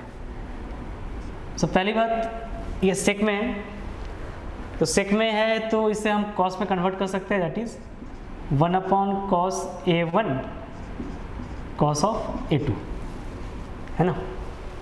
अच्छा, अगर आप ध्यान से देखो, जो हमें प्रूफ करने के लिए बोला यहाँ पे क्या है, upon sine D, upon sine D है। तो इसका मतलब आप ऐसे लिख सकते हो, 1/sin डी लाने के लिए क्या चाहिए, साइन डी मल्टीप्लाइड बाई, हमने यहाँ पे लिख लिया साइन ऑफ डी, क्योंकि बैलेंस बनाना आना चाहिए, है ना, cos A1 cos A2 ऐसा कुछ, ये टर्म हमने लिख लिया। हाँ, अच्छा, साइन लाने का और एक रीज़न है, दो टर्म हमारे सेम है, अगर डिनोमिनेटर में, ट्रिगोनोमेट्री में याद रखना, अगर डिनोमिनेटर में दो टर्म कॉस है, न्यूमरेटर में क्या आना चाहिए, साइन का टर्म आना चाहिए, है ना। मतलब if same then bring sine term, है ना, इन द न्यूमरेटर। अगर दोनों डिफरेंट है, डिफरेंट मतलब साइन कॉस है, तो ऊपर आप कॉस लाओगे। जब आपने कंपाउंड एंगल पढ़ा होगा तो शायद इस तरह का प्रॉब्लम बनाए होंगे, जैसे इसको आगे समझ में आएगा, आगे समझ में आएगा आपको। चलिए, इस तरह का नहीं, मतलब इस तरह कॉन्सेप्ट का प्रॉब्लम बनाए होगा शायद, मल्टीप्लाइड बाय। अच्छा, साइन डी है, सो डी की जगह क्या लिख सकते हैं, क्योंकि हमारे एक्सप्रेशन में A1 और A2 है, तो क्या आप यहाँ पे लिख सकते हो भैया sign of A2 minus A1, है ना।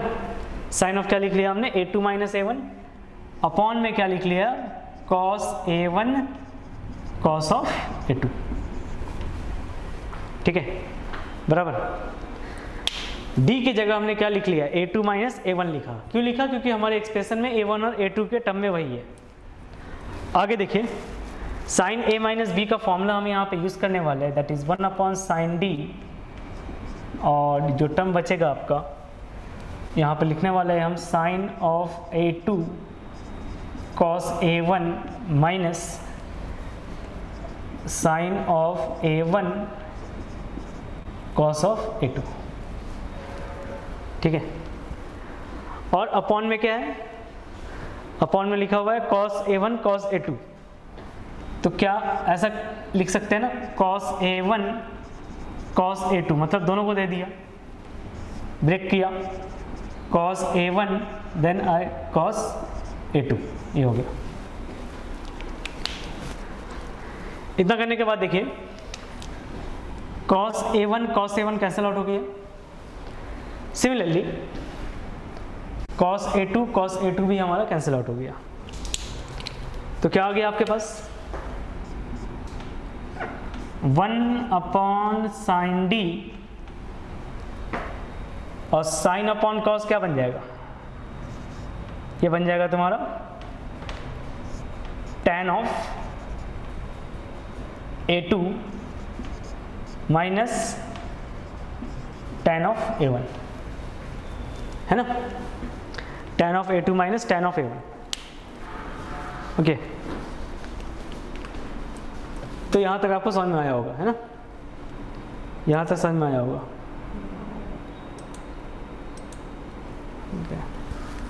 चलिए नेक्स्ट देखो, अब हमें पैटर्न खोजना है। क्या खोजना है, pattern.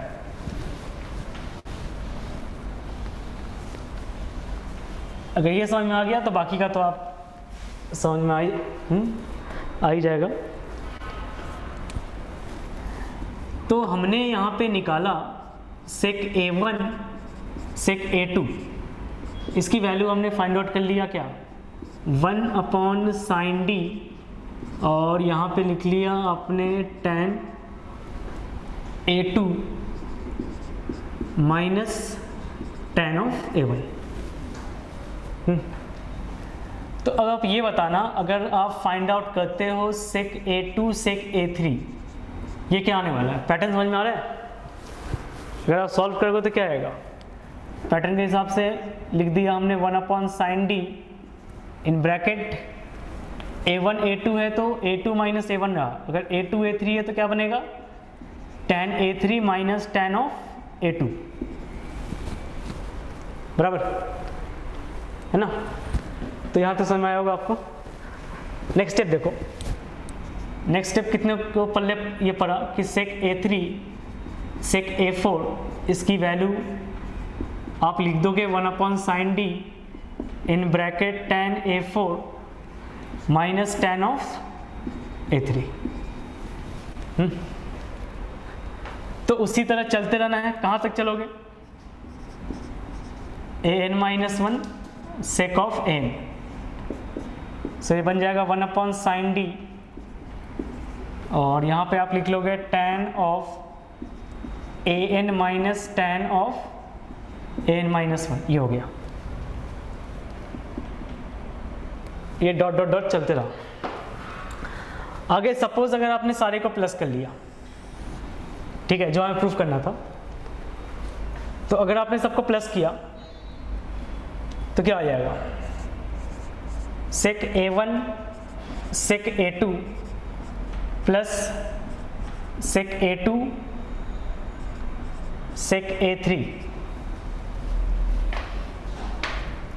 Plus sec of A3, एक minute,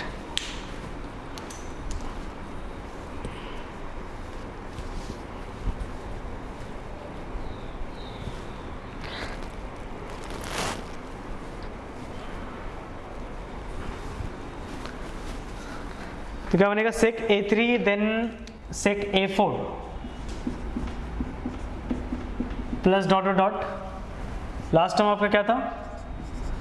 sec an-1 into sec of an। So this is equals to क्या बनने वाला है? देखो, अगर आप सारे को प्लस करोगे तो tan A2 कैंसिल आउट हो जाएगा, है ना। First term second term, first term second term, ऐसा प्रॉब्लम पहले भी कराया था, first term and second term, ये टर्म कैंसिल हो गया। तो क्या बच गया आपके पास? देना है 1/sin d और ब्रैकेट में minus tan A1 plus tan an, मतलब ये आ गया तुम्हारा tan of an minus tan of A1। लो, तो ये फर्स्ट हमारा प्रूव हो गया। यहाँ पे एक फॉर्मूला लगा sin A माइनस B का, ओके।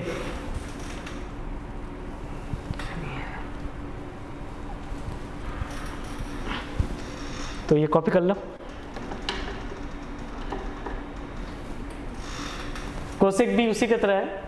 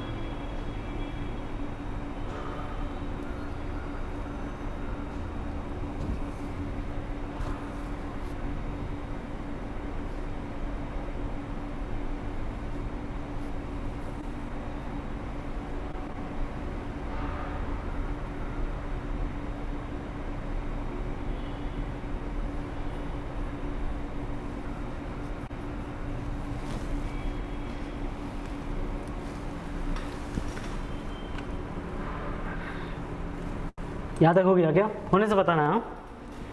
फिर इसकी सेकंड पार्ट करेंगे।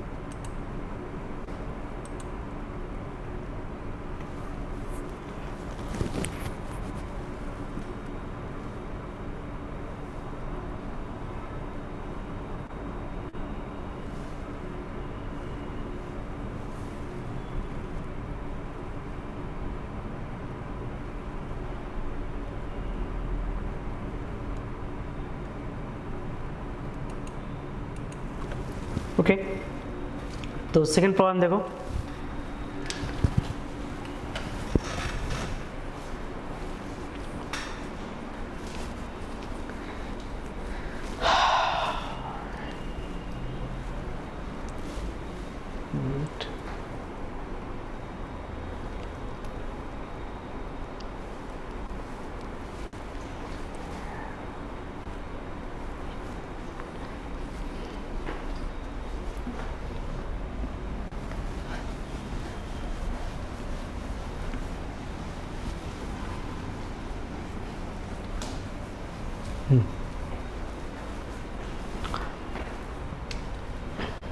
सेकंड में भी समझ में आ गया होगा, वैसे ही करना है हमें। लिखना है कोसेक A1 कोसेक A2, है ना।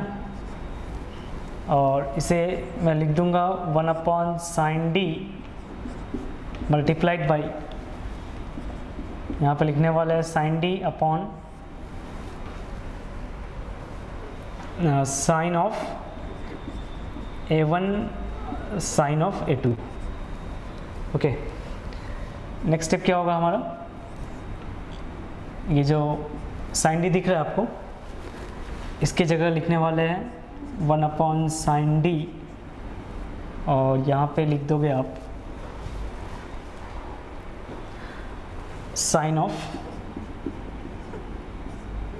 A2 माइनस A1 अपॉन, फिर यहाँ पे आ गया साइन ऑफ A1 मल्टीप्लाइड है into sine of A2। Okay, so then I have 1/sin d, और यहाँ पे देखिए A2 माइनस A1 ना, सो यहाँ पे लिखने वाले हैं sine A2 into cos A1 minus sine A1 into cos of A2। Okay, upon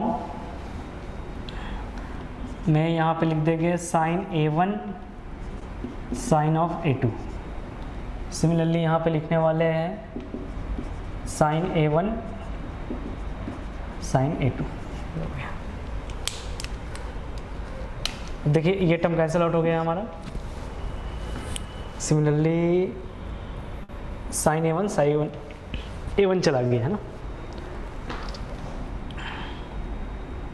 so basically अगर आप लिखना चाहे cosec A1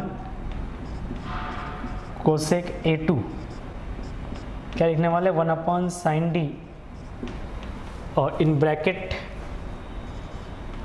cos upon sine, that is cot A1 minus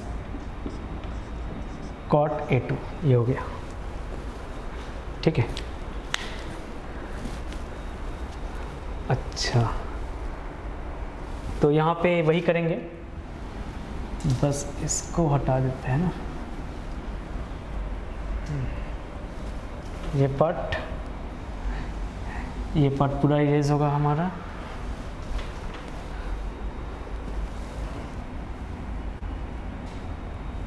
चलो ये पार्ट भी हटा देते हैं ना। सो टर्म्स क्या कहता है हमारे पास? First of all cosec A1 A2, है ना।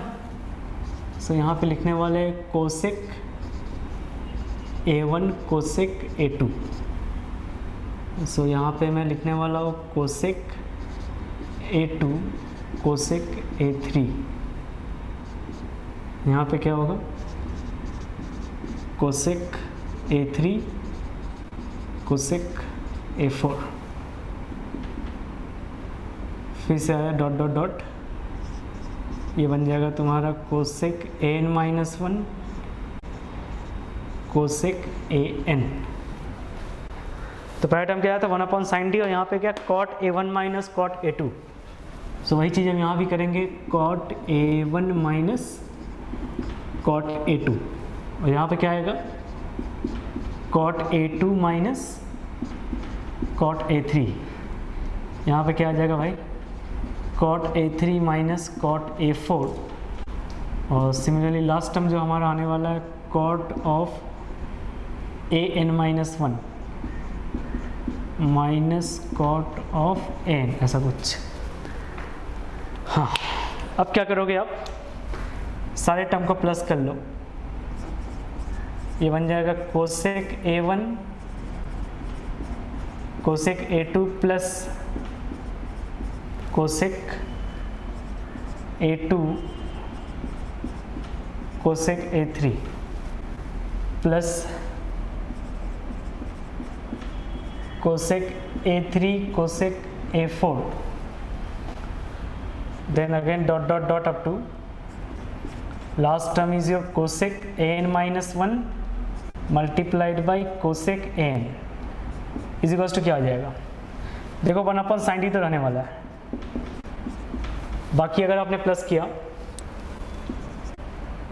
तो second term first term, second term first term, second term first term चला गया, सो हमारे पास आ गया cot A1 minus cot of an, है कि नहीं।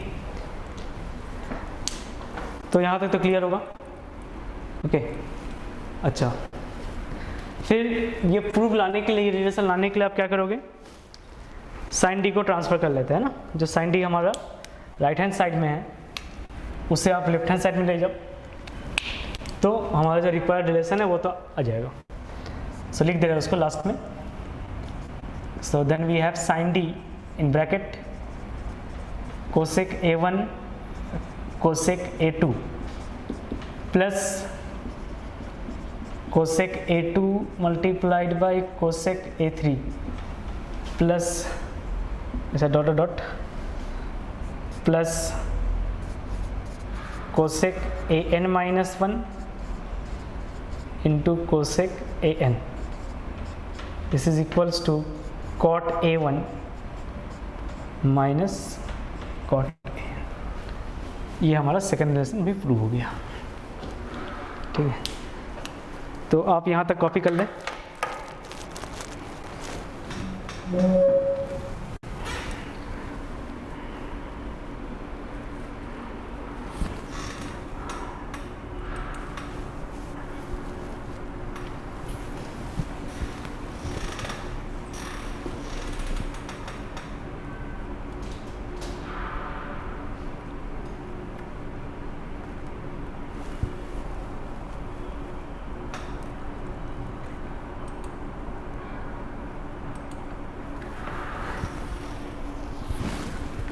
अच्छा, वो जो होमवर्क दिए थे आपको एपी से, वहाँ से आपने बनाया था क्या? जो एपी से होमवर्क दिया था सोनक, वो आपने बनाया था क्या?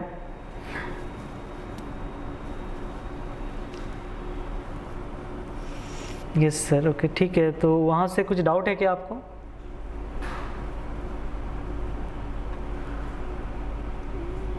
नो सर, ठीक है, ओके।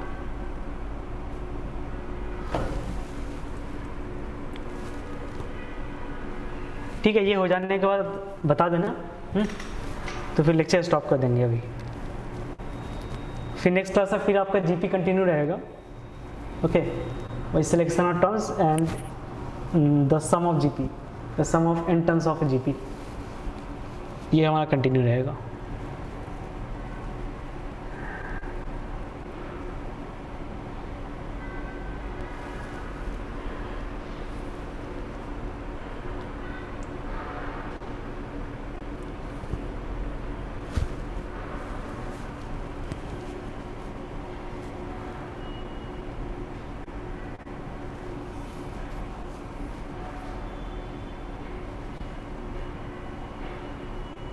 डन, ओके ठीक है। फिर लेक्चर भी एंड करते हैं ना, लेक्चर भी एंड करते हैं, ओके।